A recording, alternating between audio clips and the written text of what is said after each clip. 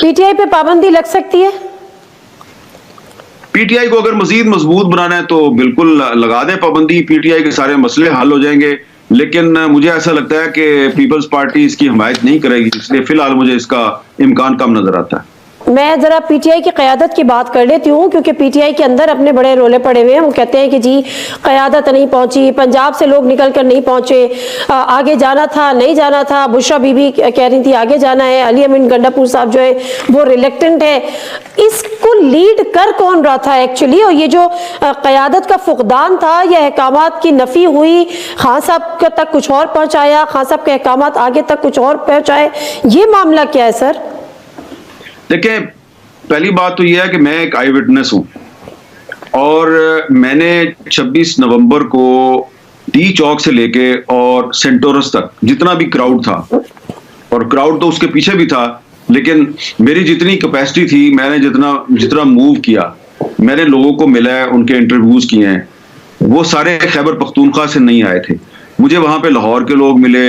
ये जो ताहिर अब्बास है जिसको कंटेनर से नीचे गिराया गया, ये मंडी बहाउद्दीन का रहने वाला है। मुझे वहां पे झंग का आदमी मिला। ये जो शफीक लुंड है जिसका मैंने अभी नाम लिया, ये डीजी खान से आया था और यहाँ पे आके बेचारा मारा गया। तो पंजाब से भी लोग आए, कराची से लोग आए, थरपारकर से लोग आए।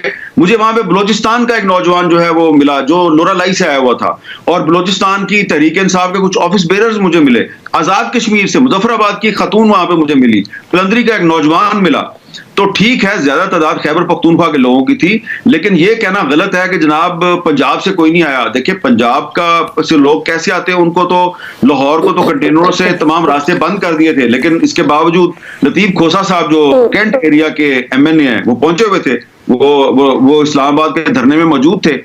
तो लोग आए लेकिन कम आए। ये ज्यादा सवाल इसलिए उठाया जा रहा है कि जो प्रेसिडेंट साहब हैं गौहर साहब और जनरल सेक्रेटरी सलमान अकरम राजा साहब, वो नजर नहीं आए वहां पे। लेकिन इस धरने को लीड कर रही थी बुशरा बीबी, और बुशरा बीबी जो है वो जाना चाहती थी डी चौक में। अच्छा, तो क्या हामिद मीर साहब, इमरान खान साहब, सॉरी मैं आपकी बात काट रही हूँ, हामिद मीर साहब क्या वाकई इमरान खान साहब मान गए थे कि आप संजानी पे धरना दे दें और उनको आगे बुशरा बीबी से उनका राब्ता नहीं कराया गया?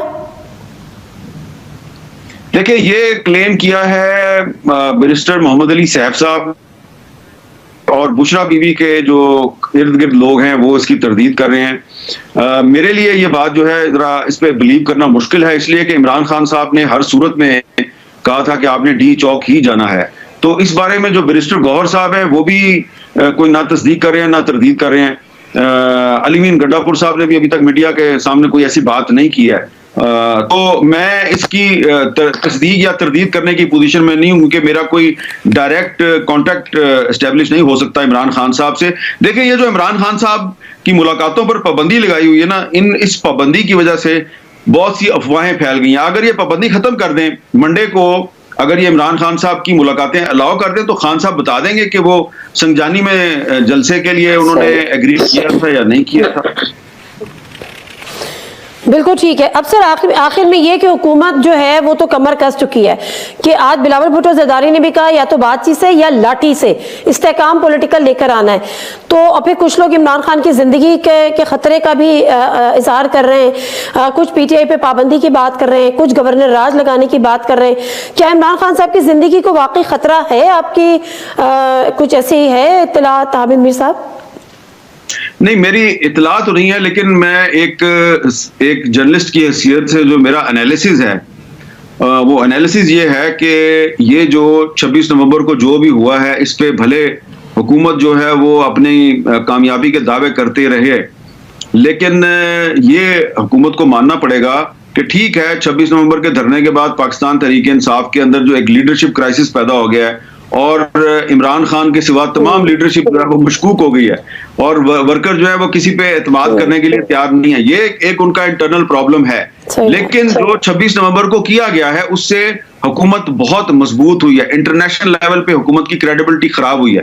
खास तौर पे इस हुकूमत ने जो एक जर्नलिस्ट मतीउल्लाह जान के खिलाफ एक झूठा मनकॉक्टेड एक उन्होंने जो एक मुकदमा कायम किया है, तो उसके बाद इन पे कौन एतबार करेगा? अब अताउल्लाह तारड़ साहब या मोहसिन नकवी साहब जो मर्जी कहते रहे, मैं तो यही समझूंगा ना ये वैसी ही बात कर रहे हैं जैसा कि इन्होंने मतीउल्लाह जान पे मुकदमा कायम किया था।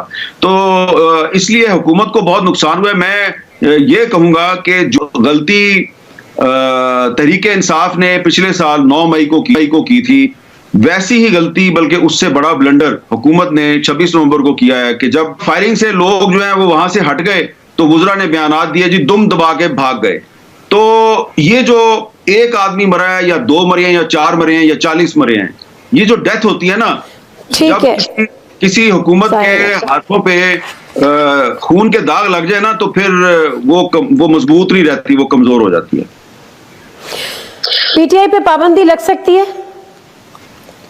पीटीआई को अगर मजीद मजबूत बनाना है तो बिल्कुल लगा दें पाबंदी, पीटीआई के सारे मसले हल हो जाएंगे।